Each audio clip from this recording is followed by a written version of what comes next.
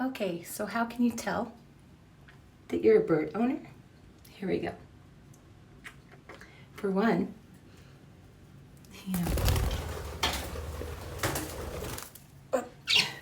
well, they're obnoxious. Come here. Oh, ow! Okay, well, it's like when you go to work with feathers in your hair.